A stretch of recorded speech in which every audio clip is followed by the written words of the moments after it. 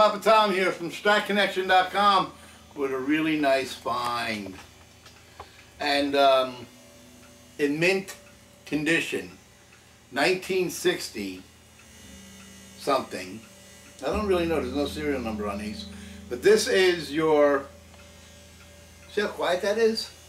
This is one of these lipstick pickups. Don't you know how to use the zoom on that? It's the button, man. Huh. See the stars? I had one of these when in 1967. Wait a minute. Yeah, 1967. A friend of mine, well, it wasn't really a friend, my neighbor, was invited me to go to the Boy Scouts, and I went, and then he gave me this guitar, and I was already playing bass in a band since I was 11 years old. I was 14 at the time, but I wanted to learn how to play a 6-string guitar, and my buddies were teaching me a little bit here and there, you know. I think I was making double chords. You know, I mean double string like this here. And I think the favorite one was the Ventures.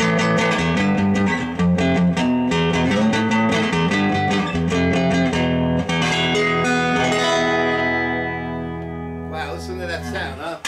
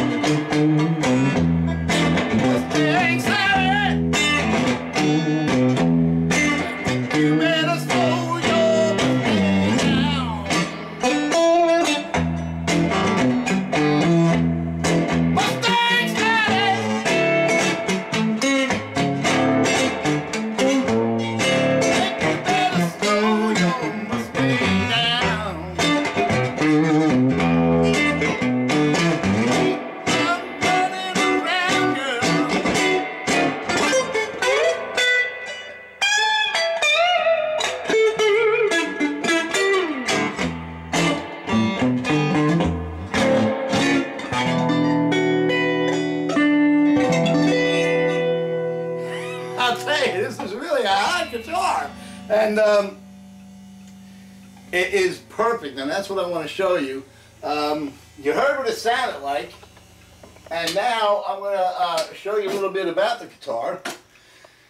And the buttons are solid. Where are you going? The cameraman's taking off on me. The buttons are solid. Look at this. Solid into the wood. You got some kind of dirt mark here. I'm not touching nothing. This is a vintage piece, and I'm not doing anything. Look, there's a little dingy thing. You know what that's from? Rubbing inside the case. Back off. I'm gonna fire you, get another cameraman. This is from going inside the case here. I guess the head hits the top of the case while it's in there, and that's what rubs that out. I guess they didn't have a design on that. But I want to give you a good close look of the guitar, because I'm going to take a lot of pictures, but get down here. We already got the top of the thing.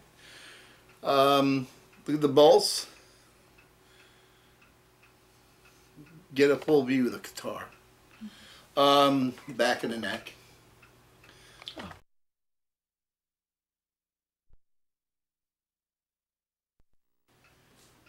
The back of the neck here. The machine heads. The nut. And there's a little bit of wear here. Like I said, this is probably from, you know, the amp is the case itself. I'm going to show you that as well. Did you hear the power of this lipstick pickup? Can you imagine having three of these? They sell lipstick pickups today. They don't sound like this one. This is from the 60s. I don't know from that serial number if I can get a date. So I'm thinking 60 because it's like 01. I'll show you that in a minute. But I just want you right now to focus on the bridge and the body.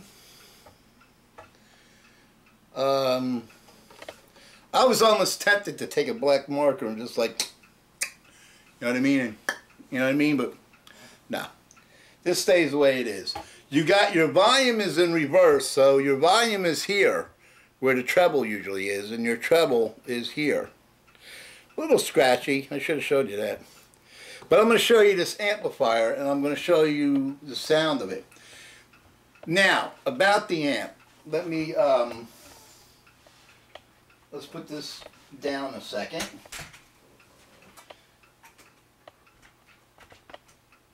Now, when I bought it, the fella said that he thinks it needed tubes because it made noise. And I found out it was when you push the tube in that you that it went away, and also played with this. It's a double thing going on. Maybe that will happen, and I'll show you. But you can still get these tubes. You have your one power tube. Are you closing up on these tubes? You have your one power tube. Why aren't you using the zoom, man, instead of walking in and out? That's crazy. I have more control. And you have your two power tubes. And this is a 12 AU 6, which is probably the same thing as the AX7. And these are two power tubes. Look familiar, right? They look like the same as the other. I forget the numbers offhand. But you can get these tubes, but I don't think there's anything wrong with the tubes. If you could come around here, I want to show the condition. Oh, also comes this 60s, you can tell it's from that date by the metal. I didn't take it out, really, I should have. And here's an old one of those things. But anyway, I don't care about that. What I want to show you here is the case. And first we're going to look at the inside, and we're going to turn this on.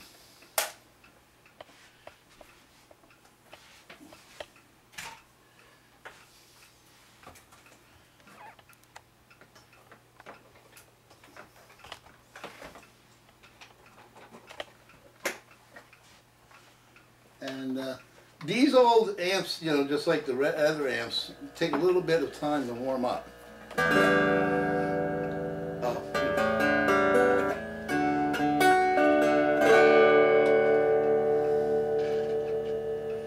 Now look, they're not even scratchy.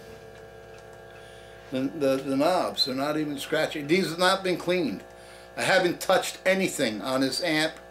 Usually I'm refurb Tom, you know, Papa Tom here. But I didn't do nothing. I feel that it's a collector's piece and should be left alone the way it is.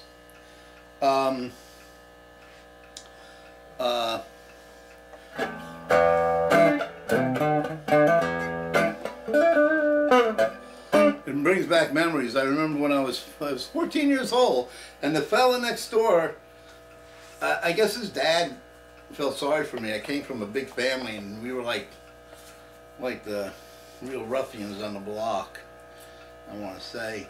And well, he ended up giving me. I think he said to me he couldn't learn how to play. His dad wanted him to learn how to play, and he said, "Tom, I'm just no good with this thing." He says, "Why don't you, take it." Now I'm going to try to turn this around so you can hear the speaker. Got a little bit of buzz from the light there, but it's not bad for an old amp. Look at that grill. Are you checking this out? The only thing that I see on the amplifier is like this corner here. That's basically it. You have these rubber feet, of course, where you stand it up. I'm going to close this up. You're going to see a lot of pictures on YouTube.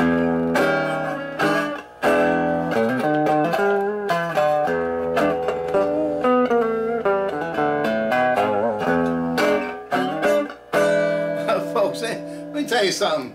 After 47 years, I mean, I'm amazed that this quality guitar is still not only functionable, but just about, according to its age, in mint condition, including the case. I just wanted to show you how that works. And intonation.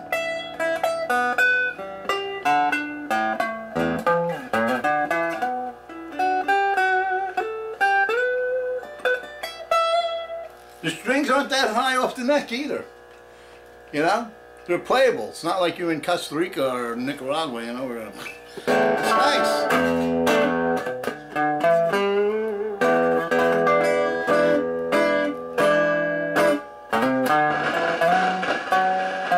Now that sound, good, I'm glad that happened. And that's the sound you're going to see what's going on here.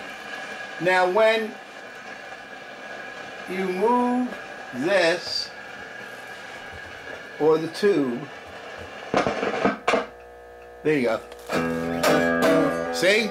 You see what's going on? I want to show you that, and I'm glad that happened. That was right on. So I think it might be either the tube socket or the tube. So you know what's going on there.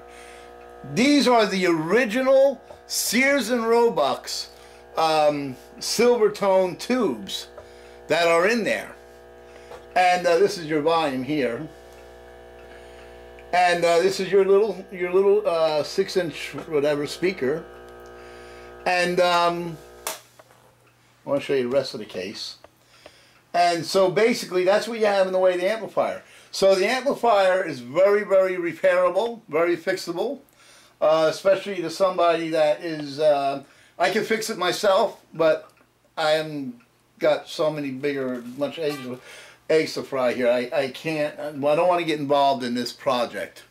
This is something that somebody who owns it should do. And I'm not going to own this. I'm putting this up on